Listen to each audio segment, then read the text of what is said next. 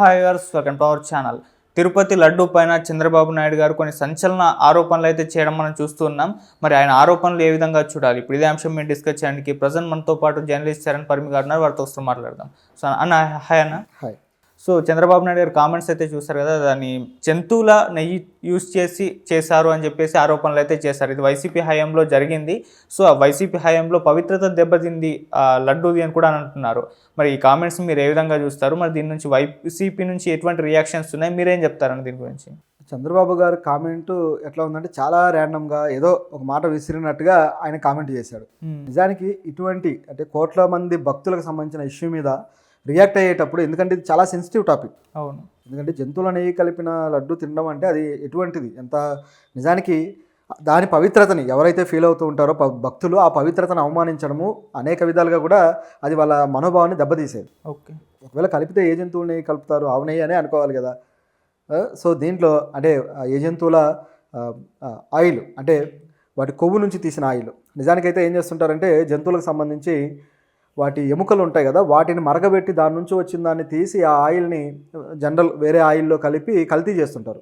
కల్తీ ఆయిల్ను తయారు చేయడం కోసం అటువంటిది వాడతారు. ఓకే. సో అలా వాడినప్పుడు అటువంటి ఆయిల్ తీసుకున్నప్పుడు ఏమవుతుందంటే క్యాన్సర్లు వస్తాయి, చాలా ప్రమాదకరమైన క్యాన్సర్లు వస్తాయి. కాబట్టి అది ఎంత మాత్రం మంచిది కాదు. ఓకే. అలాగే కొవ్వు, జంతువుల కొవ్వుని కరిగించి దాన్ని నెయ్యిలో మిక్స్ చేస్తారు. ఇది నెయ్యి కల్తీ చేయడం అనే పద్ధతి. సో ఇది కూడా అంతే ప్రమాదకరమైంది. ఓకే. సో ఇది ఇక్కడ ఉన్న పరిస్థితి. అయితే ఇటువంటిది చేశారు అని చెప్పేసి ఈయన ఆరోపించాల్సిన అవసరం వచ్చినప్పుడు, ఎందుకంటే చంద్రబాబు గారు సీఎంగా ఉన్నారు.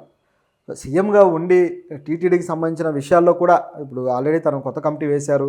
సో కొత్తగా టీటీడీ చైర్మన్ ఎన్నుకుంటున్నారు. సో ఇవన్నీ జరుగుతున్న టైంలో సడన్గా ఇటువంటి ఆరోపణ ఎందుకు తీసుకురావాల్సి వచ్చింది అనేది ఇప్పుడున్న ప్రశ్న. బహుశా కొత్త కమిటీలో ఉన్న వ్యక్తుల మీద ఏమైనా వ్యతిరేకత వస్తుందని, లేకపోతే తనకు కావాల్సిన వాళ్ళకి ఈ విధంగా కిడ్ ప్రోకోలో భాగంగా ఇస్తున్నట్టుగా పేరు వస్తుందనే అనుమానంతో అవతల గవర్నమెంట్ మీద ఏదో ఒకటి అనేస్తే దీన్ని మర్చిపోతారో, లేకపోతే దీని మీద దృష్టి లేకుండా ఉంటుందని అన్నాడా? ఇలాంటి క్వశ్చన్ కూడా వస్తున్నాయి మనకి. ఎందుకంటే ఊరికే మాట ఇస్తే సరిపోదు, దానికి తగ్గ ఆధారం చూపించాలి. దానికి ఫుడ్ సేఫ్టీ అధికారులకి ఆదేశాలు ఇస్తే వాళ్ళు వెళ్ళి దాని మీద ఎంక్వైరీ చేసి వాళ్ళు రిపోర్ట్లు తయారు చేసి సమర్పిస్తారు. ఆ రిపోర్ట్స్ పట్టుకొని ఇదిగో మేము తెచ్చిన రిపోర్ట్స్ అని చూపించవచ్చు. ఓకే. ఒకవేళ ఆ రిపోర్ట్స్ కరెక్టో కాదో డౌట్ ఉంటే వైసీపీ వాళ్ళు ఎవరైతే ప్రతిపక్షం గత ప్రభుత్వంలో ఉన్నారో వీళ్ళు నేరుగా కోర్టుకు వెళ్ళొచ్చు, ఇది తప్పుడు రిపోర్టు అని చెప్పేసి. తర్వాత కోర్టు తేలుస్తుంది, స్పెషల్ కమిటీ వేసి ఆ రిపోర్టు తప్పుడుదా రైట్దా, ఒకవేళ మళ్ళీ చేయాలి అంటే కోర్టు సమక్షంలో కూడా కొత్తగా కమిటీ వేసి చేయిస్తారు.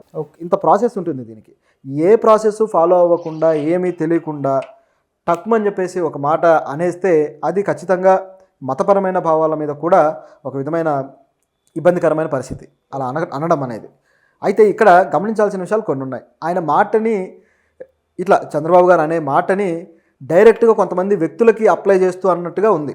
ఓకే. ఎవరయ్యా అని చూస్తే గతంలో టీటీడీ చైర్మన్గా ఎవరైతే చేశారో వైవి సుబ్బారెడ్డి, ఆయన జగన్కి అత్యంత సన్నిహితుడు. ఆయన కావచ్చు, అలాగే జగన్ ప్రభుత్వ విధి విధానాల మీద ఇది ఒక రకమైన సెటైర్. ఎందుకంటే జగన్ అందరికీ తెలుసు, ఆయన క్రిస్టియన్.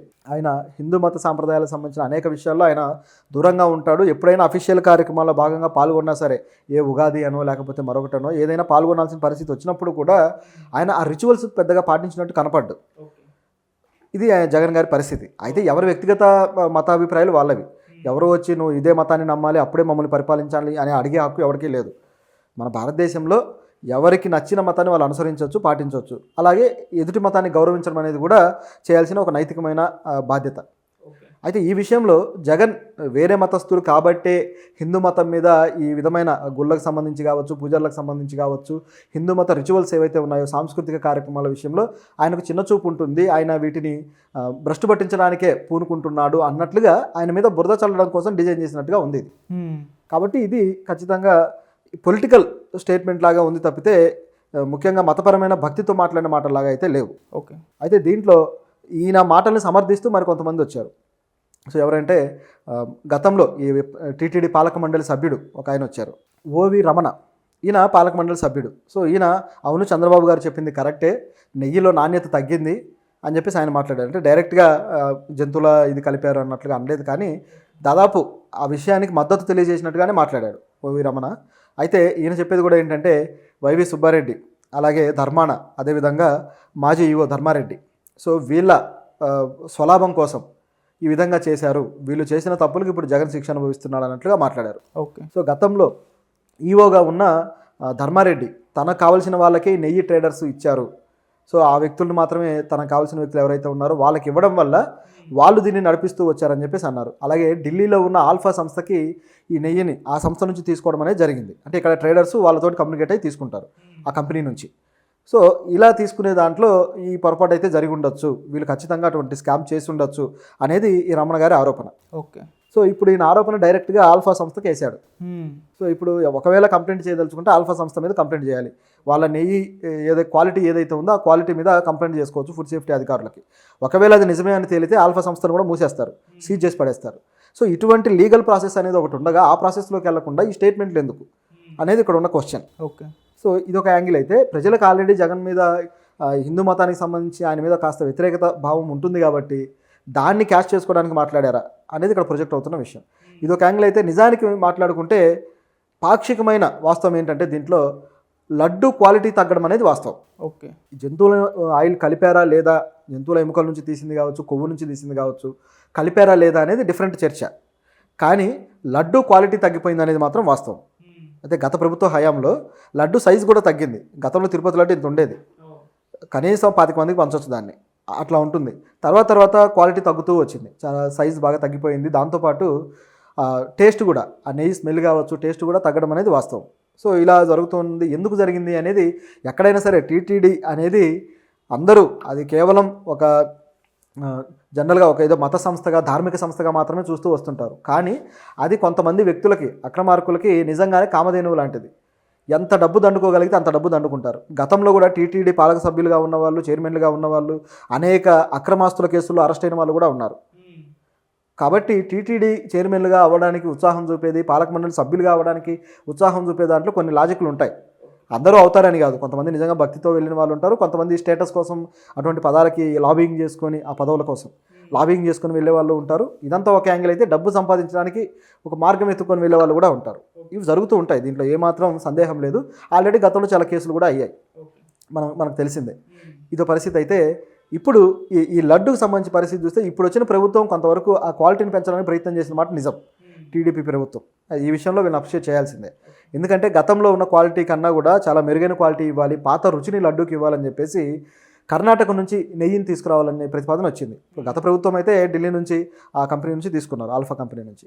ఇప్పుడు ఏం చేశారంటే కర్ణాటక నుంచి ఏదైతే మిల్క్ ప్రొడక్షన్ ఆర్గనైజేషన్ ఉందో మొత్తం ఆ చైన్ వీళ్ళ దగ్గర నుంచి తీసుకోవాలని ఆలోచించి ఆ ప్రభుత్వంతో మంతనాలు చేయడం జరిగింది. ఇప్పుడు కర్ణాటక నుంచి ఆల్రెడీ మనకు ఒక డైరీ ప్రోడక్ట్ ఒకటి వస్తుంటుంది, ఒక నందిని అని చెప్పేసి, నందిని మిల్క్స్, అది కర్ణాటకదే. సో ఇట్లా ఆ కర్ణాటక నుంచి తీసుకుంటే బాగుంటుందన్న ఆలోచనతోటి వీళ్ళు ఆ గవర్నమెంట్తో ప్రతిపాదన చేశారు. ఆ గవర్నమెంట్ కూడా ఒప్పుకుంది. ఐ థింక్ ఒక 3 వీక్స్ బ్యాక్ 4 వీక్స్ బ్యాక్ ఇది ప్రతిపాదన అయ్యి మొత్తానికి దాదాపు ఒక 2 ట్యాంకర్లు అంటే 20,000 టన్నులు పంపించారనమాట. ఆయన పచ్చజెండా ఊపుతూ అఫీషియల్గా మన ఏపీ స్టేట్కి ఏదైతే నెయ్యి ఉందో నెయ్యి ట్యాంకర్స్ని పంపించడం జరిగింది. ఇది ఇక్కడ గమనించిన విషయం. అయితే దీనికి కూడా ఖర్చు భారీ స్థాయిలో అవుతుంది. రోజుకు 10,000 టన్నులు పడుతుంది ఆ లడ్డూలు తయారు చేయడానికి అనేది మనకున్న వాస్తవం. కిలో దాదాపు 470 రూపాయల ఇదితోటి దీన్ని తీసుకోవడం జరుగుతుంది. సో ఈ విధంగా ఒక మంచి ప్రయత్నం అయితే చేస్తుంది. దీన్ని ఖచ్చితంగా మనం అప్రిషియేట్ చేయాల్సిందే, దీంట్లో ఎటువంటి సందేహం లేదు. కాకపోతే వీళ్ళు చేస్తున్న ప్రయత్నం బాగానే ఉంది, కానీ గత ప్రభుత్వం మీద చేసిన విమర్శ మాత్రం ఏమాత్రం అంత పొంతన లేకుండా ఉంది. ఒకవేళ ఈ విమర్శ నిజమే అయితే దానికి నిరూపించడానికి ఫుడ్ సేఫ్టీ అధికారుల నుంచి కమిటీ వేయండి. ఎందుకంటే ఆ లడ్డూకి డబ్బులు కట్టి అనేక సార్లు వెళ్ళి తీసుకున్న భక్తుల మనోభావాలను దెబ్బతీస్తున్నట్టుగా ఉంది. కాబట్టి పైగా కొంతమందికి ఆరోగ్యపరమైన సమస్యలు కూడా వచ్చే అవకాశం ఉంది. దానికి బాధ్యత ఎవరు వహిస్తారు? మరి గత ప్రభుత్వంలో జరిగిన వాళ్ళు వహించాలి కదా. కాబట్టి ఖచ్చితంగా నిజమా కాదని నిగ్గు తేల్చడం కోసం ఫుడ్ సేఫ్టీ అధికారుల కమిటీని దించాల్సిన అవసరం అయితే ఉంది. అలా కాకుండా చంద్రబాబు గారు పైన మాట్లాడేసి ఏదో విమర్శలు చేసేస్తే ఈ హిందువులందరూ నా వైపు తిరిగి నన్ను అభిమానిస్తారు, లేకపోతే జగన్ అభిమానులందరూ ఇటువైపు తిరుగుతారు అని చెప్పేసి ఆయన భ్రమపడితే మాత్రం అది ఇబ్బందికరమే. సో ఇప్పుడు మరి వైసీపీ రియాక్షన్ ఏ విధంగా ఉంది దీని పట్ల? వైసీపీ నుంచి అంటే వైవి సుబ్బారెడ్డి మాజీ టీటీడీ చైర్మన్ రియాక్ట్ అయ్యారు. ఆయన రియాక్షన్ ఎలా ఉందంటే, మనిషి పుట్టినవాడు ఎవరైనా ఈ విధంగా మాట్లాడతారా, ఈ విధంగా చేస్తారా, ఇది సరైంది కాదు అని చెప్పేసి ఆయన రియాక్ట్ అవ్వడం జరిగింది. అయితే ఆయన కూడా కావాలంటే మేము ఏ తప్పు చేయలేదని నిరూపించుకోవడానికి వెంకన్న సాక్షిగా మేము మా కుటుంబ సభ్యులు అందరం వచ్చి ప్రమాణం చేస్తారు, మీరు లోకేష్ గారు మీరంతా వచ్చి ప్రమాణాలు చేస్తారా అని చెప్పేసి ఆయన అంటున్నాడు. ఇక్కడ కూడా ఒక సందేహం వస్తుంది మనకి, ఏంటంటే ప్రమాణాలు ఎవరికి కావాలి? ఈ రోజుల్లో ప్రమాణాలతో పని అయ్యేది కాదు కదా. మీరు దమ్ముంటే మీరు కమిటీ వేయమని అడగండి, మీరెందుకు అడగట్లేదు?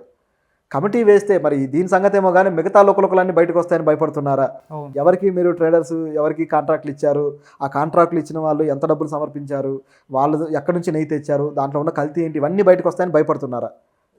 సో అంటే ఈ భయంతో వీళ్ళు ప్రమాణాల దగ్గరికి వెళ్తున్నారు కానీ ఇటువైపు వెళ్ళట్లేదు.